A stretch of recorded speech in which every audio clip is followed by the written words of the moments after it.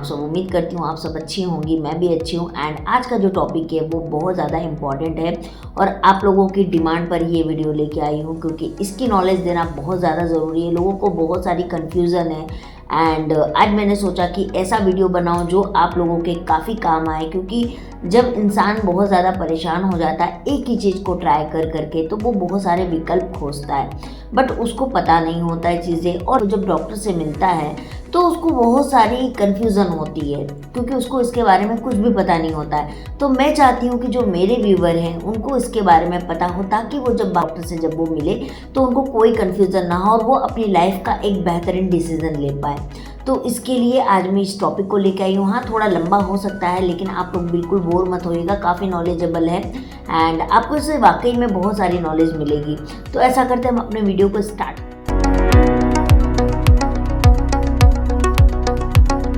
तो गाइज, आज का जो वीडियो है वो IVF के ऊपर है। IVF के ऊपर, जिसको टेस्ट ट्यूब बेबी भी बोला जाता है। पहले इसका नाम टेस्ट ट्यूब बेबी ही था, उसके बाद में इसको IVF बोला गया। तो आज हम इस टॉपिक पे बात करने वाले। बहुत लोगों ने सुना होगा कि IVF से भी बेबी होते हैं, IUI होता है, बट ये कैसे होता है, इसका प्रोसेस क्या है, इसमें खर्च क्या है, इसको कराने से दुष्परिणाम क्या आ सकते हैं और इससे क्या वाकई में बेबी हो जाते हैं। तो इसके ऊपर में हम बात करने वाले, क्योंकि बहुत सारे लोगों को इससे रिजल्ट भी मिला है। तो कैसे मिला है, क्योंकि ये हर किसी के बजट में आता है कि नहीं, तो हमें इसके बारे में बहुत सारी बातें करनी है।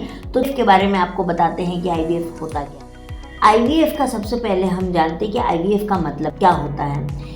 इन विट्रो फर्टिलाइजेशन इसको बोला जाता है, इसका फुल फॉर्म है। और IVF क्यों करवाना चाहिए, किसको करवाना चाहिए, तो इसकी विशेष पूरी जानकारी मैं आपको देने वाली हूँ। तो आप लोग ध्यानपूर्वक सुनिएगा।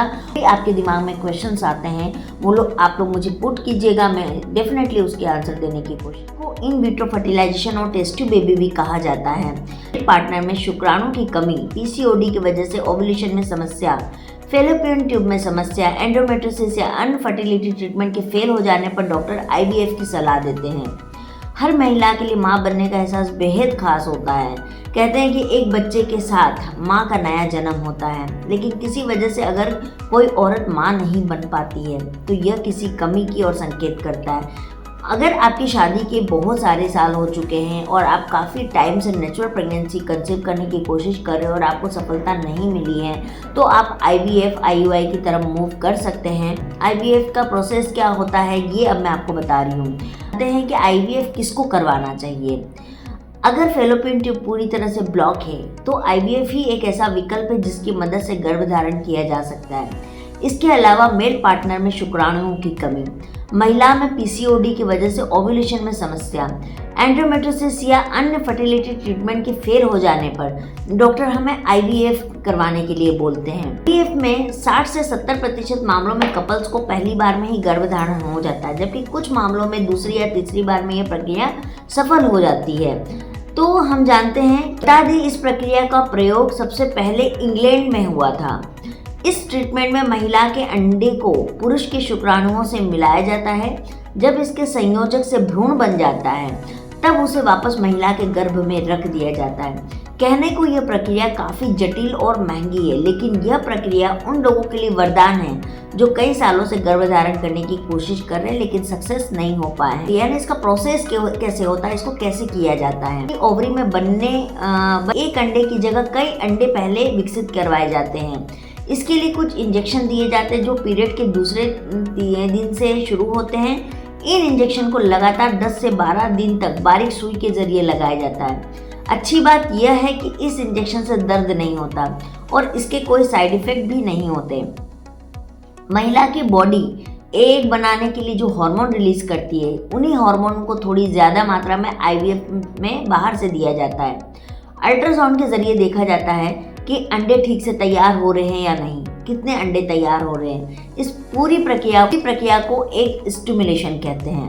सारे अंडे एक ही साइज के हो जाते हैं तो महिला को बेहोश करके अंडे को बाहर निकाला जाता है। एग निकालने वाली प्रक्रिया महिला के ओव्यूलेशन प्रक्रिया के ठीक 34 से 36 घंटे की बात की जाती है। अंडे निकालने की तकनीक के दौरान बस एक सुई का इस्तेमाल होता है, जिसमें कोई कट नहीं लगता है और ना कोई ऑपरेशन होने का डर होता है। और पुरुष की बजाय पति का स्पर्म यूज किया जा रहा है तो उसी दिन उनके भी स्पर्म लिए जाते हैं। टेस्टिकुलर एस्पिरेशन की मदद से शुक्राणु या स्पर्म लिए जा सकते हैं। स्पर्म देने के बाद डॉक्टर लैब में स्पर्म को स्पर्म फ्लूइड से अलग करते हैं। अब पुरुष के स्पर्म को महिला के अंडों के साथ मिलाया जाता है और रातों रात फर्टिलाइज किया जाता है। यह प्रक्रिया एग लेने के 3 से 5 दिन के बाद होती है। 3 से 5 दिन बाद 5 दिन के भ्रूण को महिला के गर्भ में रखा जाता है। आमतौर पर यह प्रक्रिया दर्द रहित होती है, हालांकि थोड़ी ऐंठन महसूस हो सकती है। भ्रूण रखने के बाद आप नॉर्मल लाइफ भी जी सकते हैं, हालांकि इसका आकार पहले से बड़ा हो जाता है। ऐसे में किसी भी असामान्य गतिविधि से बचने की कोशिश करना चाहिए आपको। तो ये पूरा प्रोसेस होता है कि IVF कैसे किया जाता है। इसका प्रोसेस इसी तरीके से होता है। करवाने के बाद में आपको क्या क्या परेशानियां झेलनी पड़ सकती है, तो इसके बारे में IVF से आपको बहुत तरह की प्रॉब्लम्स भी हो सकती है, जटिलताएं भी आती हैं, जैसे कि मल्टीपल प्रेगनेंसी यानी एक से ज़्यादा बच्चे होना। इसमें जन्म के समय शिशु के लो बर्थ वेट और प्रीमेच्योर डिलीवरी का भी जोखिम होता है। इसमें आपको गर्भपात भी हो सकता है। एक्टोपिक प्रेगनेंसी भी हो सकती है, इसकी भी संभावना बहुत ज़्यादा बढ़ती है कि एक्टोपिक प्रेगनेंसी भी आपको हो सकती है। के बाहर इम्प्लांट होते हैं, उसे एक्टोपिक प्रेगनेंसी कहते हैं।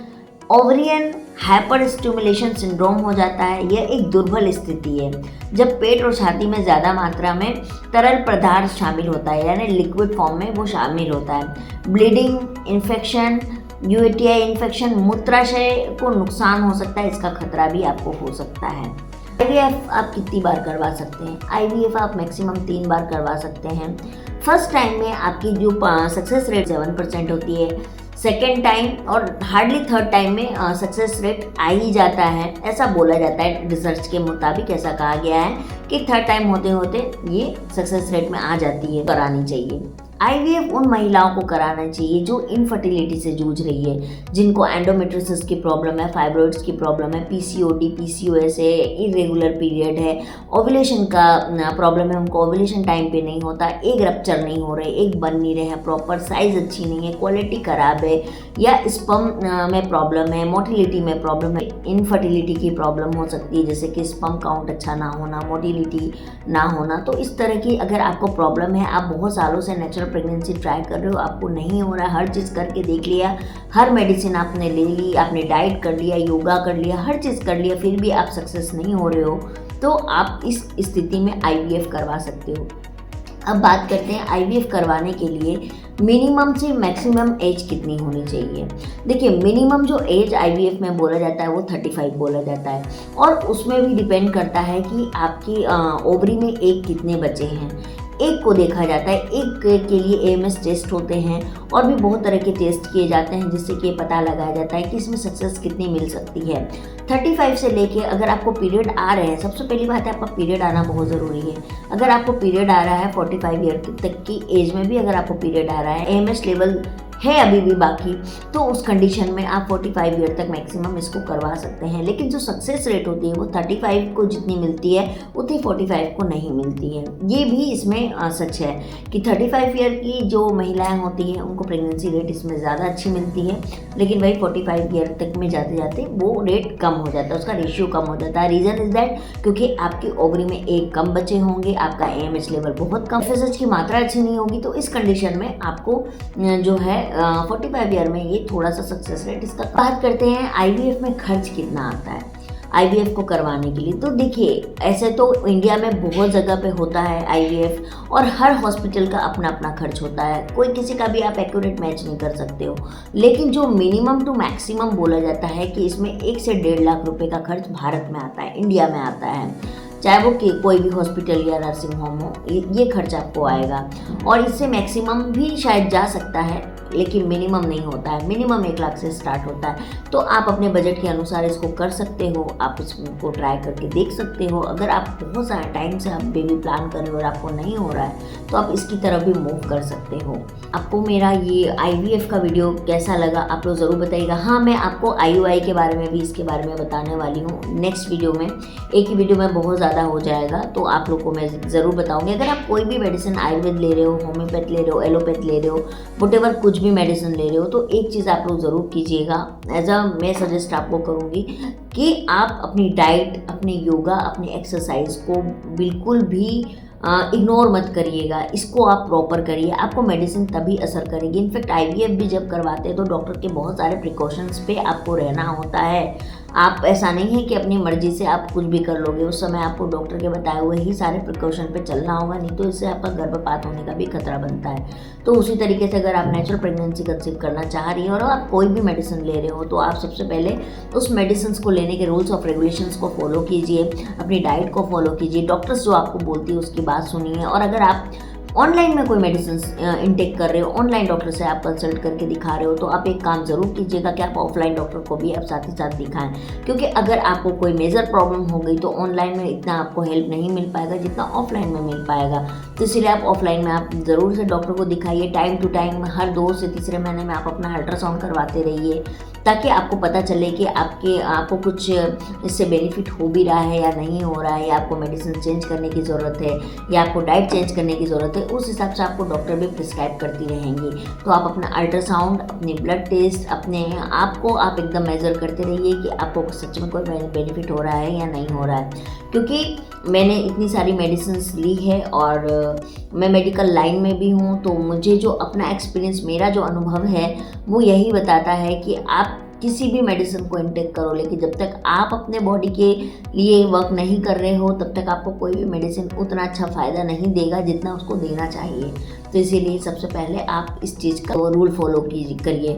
और अगर आप आईवीएफ की तरफ जाना चाहते हो, आईवीएफ का माइंड आप बना रहे हो, तो मैं एक और सजेशन दूंगी आपको कि अगर आप आईवीएफ करवाना चाह रहे हो तो वहाँ से ही करवाना जो काफ़ी फेमस है या जहाँ के डॉक्टर्स अच्छे हैं, एक्सपीरियंस डॉक्टर होने चाहिए। ऐसा नहीं है कि कोई नया सेंटर खुला है वहाँ जा रहे हैं क्योंकि वहाँ शायद थोड़े कम पैसे लेंगे, नहीं। अगर आप आईवीएफ की तरफ मूव कर रहे हो तो आप सबसे पहले ये जान के जाइए कि वो आईवीएफ सेंटर का अभी तक का कितना उन्होंने आईवीएफ किया है, कितने बेबी वहाँ से हुए हैं, और वहाँ का जो डॉक्टर है वो कितने एक्सपीरियंस्ड है। एक्सपीरियंस डॉक्टर जो होंगे ना वो आपको बेहतरीन इसमें रिजल्ट दे पाएंगे। तो इसीलिए बिल्कुल भी अगर आप पैसे खर्च करने का मन बना रहे हो तो फिर डेफिनेटली अच्छी तरीके से ही करो। और अगर आप नेचुरल प्रेगनेंसी की तैयारी कर रहे हो तो नेचुरल प्रेगनेंसी के लिए जो मैंने आपको बताया है वो करवाइए। अगर आप में कोई दिक्कत नहीं है, आपके सारे रिपोर्ट्स नॉर्मल हैं, आपके सारे टेस्ट ठीक हैं, आप सब कुछ फॉलो करें, फिर भी अगर प्रेगनेंसी आपको अचीव नहीं हो रही है तो आप अपने पार्टनर का जाके टेस्ट जरूर करवाइए, उनके स्पर्म टेस्ट करवाइए, जिससे कि पता चलेगा कि उनके अंदर इनफर्टिलिटी की कोई प्रॉब्लम तो नहीं है, क्योंकि प्रॉब्लम दोनों में हो सकती है। और आज के टाइम में ये बिल्कुल नेचुरल है, कोई शर्माने वाली बात नहीं है। जैसा डेली लाइफ स्टाइल हो गया, सबकी स्थिति खराब हुई है, तो इसीलिए बिल्कुल भी शर्म मत कीजिए। अगर आपको बेबी चाहिए तो उसके लिए आपको और आपके पार्टनर दोनों को ही डॉक्टर से जाके मिलना होगा, काउंसलिंग देना पड़ेगा, और उसके आधार पर आप फिर अपना ट्रीटमेंट करवाइए। तो आई होप आपको मेरा ये वीडियो अच्छा लगा होगा। अच्छा लगे तो प्लीज़ इसे आगे बढ़ाइए, लाइक, सब्सक्राइब और शेयर ज़रूर कीजिए, ताकि मुझे मोटिवेशन मिले कि मैं आप लोगों के लिए अच्छे टॉपिक्स लेके आऊँ और आप लोगों को मैं अच्छी चीज़ें बता पाऊँ। तो चलिए मैं मिलती हूँ गाइस आगे आप लोगों से नेक्स्ट वीडियो में। तब तक के लिए बाय बाय। अच्छे से रहिए, प्यार बांटिए, और हाँ, अपना ख्याल रखिए, अपने हेल्थ का ख्याल रखिए, डॉक्टर के बताए हुए सारे रूल्स को फॉलो कीजिए, अपनी डाइट को फॉलो कीजिए, और अगर आपको प्रेगनेंसी अचीव होती है तो डेफिनेटली वो खुशी मुझसे भी शेयर कीजिए। तो चलिए मैं मिलती हूँ आप लोगों से। Bye bye.